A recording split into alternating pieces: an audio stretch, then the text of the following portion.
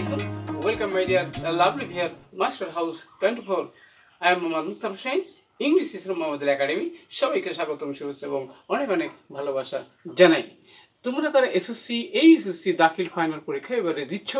তোমাদের কিন্তু এমন একটি গুরুত্বপূর্ণ বিষয় রয়েছে যেটি কমপ্লিট করতে গেলে ফুলফিল করতে গেলে এবং কীভাবে প্র্যাকটিস করলে তোমরা ফুল মার্কস অর্জন করতে পারবা অনেক টেনশন রয়েছে। তাহলে তোমাদের জন্য সেই গুরুত্বপূর্ণ লিসনটি কি সেটা হচ্ছে completing sentence, how to master, how to complete, how to learn.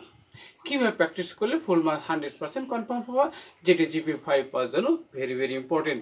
GP 5 পেতে হলে অবশ্যই প্রতিদিন তোমাদেরকে গুরুত্বপূর্ণ বিষয়গুলো বারবার প্র্যাকটিস করতে হবে, তাহলে কিন্তু ফুল মার্ক আশা করতে পারো।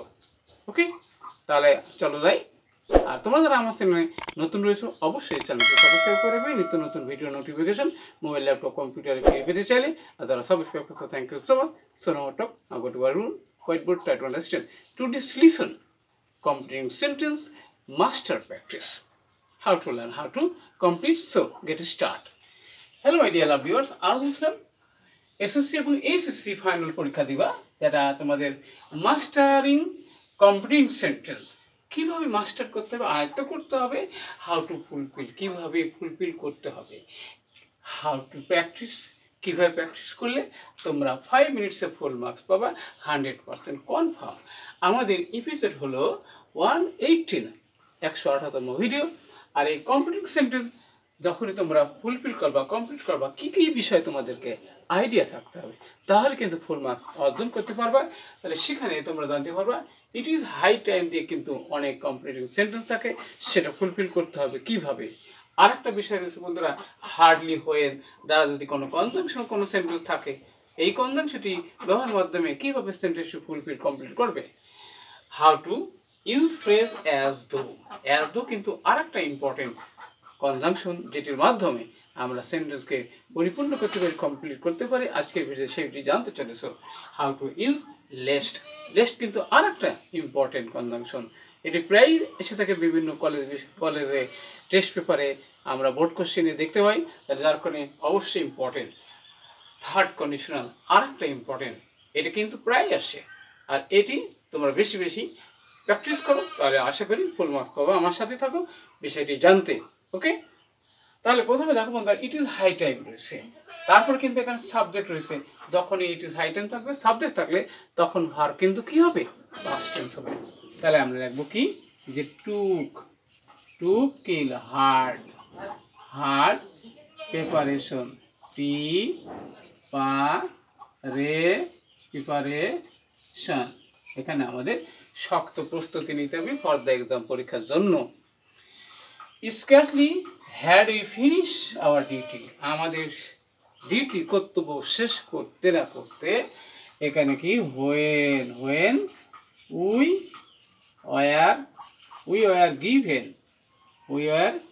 গিভেন মোর টাস্ক, আমাদের আরো বেশি কাজ দেওয়া হয়েছিল। ওকে, এবার থেকে স্পোক অ্যাজ দো, সে এমনভাবে কথা বলছিল। তাহলে অ্যাজ দো থাকলে পরে কিন্তু সাবজেক্ট হবে, তাহলে সাবজেক্ট আমরা কি দেবো, হি দিয়ে দিলাম। এবার হচ্ছে কি, কিন্তু পাস্ট ইনভেন্ট থাকলে পাস্ট পারফেক্ট হবে, তাহলে কি হ্যাড